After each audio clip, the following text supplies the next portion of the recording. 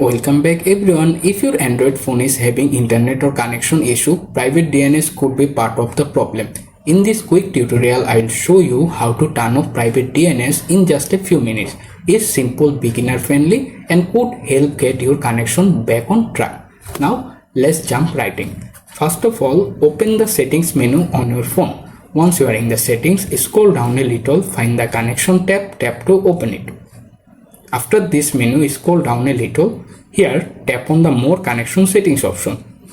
Once you are in the menu, look for the Private DNS option, tap on it.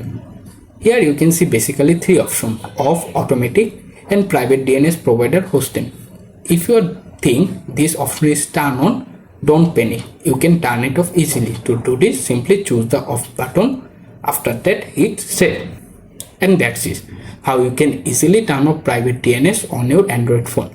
Thanks for watching. If your video helped, give it a thumbs up and subscribe for more easy Android tips. See you in the next solution. Bye.